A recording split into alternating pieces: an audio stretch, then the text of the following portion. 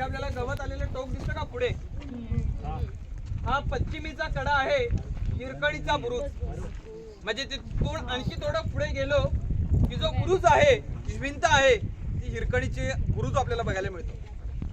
त्याच्याच पायथ्यापासून, त्याच कड्याच्या त्याच टोकाच्या पायथ्यापासून आपण गड चढायला सुरुवात केली. हा पश्चिमेचा कडा आहे. आपण पश्चिम बाजूने सुरुवात केली वर यायला. एका आईच साक्ष देणारा हा पश्चिमेचा कडा हिरकणीचा बुरुज. या गडाचे त्या काळी नेम होते की नगारखाना आतमध्ये आहे, ज्याच्यावरती नगारे सणई वाजले की गडाचा मुख्य दरवाजा म्हणजे महादरवाजा बंद व्हायचा किंवा उघडायचा. येताना पाहिलं ना आपण. कोजागिरी पौर्णिमेचा दिवस होता. हिरकणी गवळण या गडावर ते नेहमीप्रमाणे दूध विकण्यासाठी आल्या. क्षणभर विसावल्या, धाणीमणी नाही आलं. गडाचे दरवाजे बंद झाले, उतरायला रस्ता काय मिळे ना, म्हणून शेवटी हा पश्चिमेचा कडा उतरून त्या खाली गेल्या. एक छोटीशी कविता आहे की रायगडावर राजधानी ती, रायगडावर राजधानी ती होती शिवछत्रपतींची, आणि कथा अजूनही ऐकू येते तेथील त्या हिरकणी बुरुजाची, की वसले होते गाव तळासी वाळुसुरिया नावाचे, अंधरात होते गरीब कुटुंब गरीब धनगर गवळ्याचे, आई बाईको ताना मुलगा कुटुंब होते छोटेशे, आणि शोभत होते हिरा नाव त्या तडपदार घरवालीचे. सांज सकाळी हिरा येत असे दूध घेऊन गडावरी, चालत होती उपजीविका त्या लेकीच्या धंद्यावर.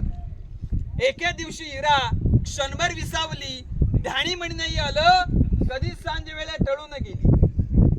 सूर्यदेव मावळता होती गडाचे दरवाजे बंद. हिरा मनात भ्याली, घरी ताण बाळ माझे, हात जोडून करी विनवणी गडकरी खाली जाऊ द्या मला. पण गडकरी म्हटले नाही आदुज्ञा शिवरायांची अम्माला. बाळाची आठवे झाली, माई माऊली वेडी पिसी, आणि कडा उतरून धावत जाऊणी बाळाला ती घेई कुशी. आतुलने हे धाडस पाहुणी महाराज स्तंभित झाले, आणि हिरास साडी चोळी देऊन प्रेमी सन्मानित केले.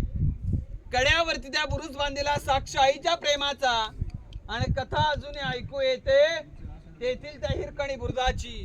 कथा अजूनही ऐकू येते तेथील त्या हिरकणी बुरुजाची. म्हणजे 350 वर्ष आधी एका मातेने, एका आईने दाखवून दिले की आई आपल्या मुलाकरता काय करू शकते. माणूस कितीही मोठा झाला तरी आईचे उपकार नाही कधी फेडू शकत.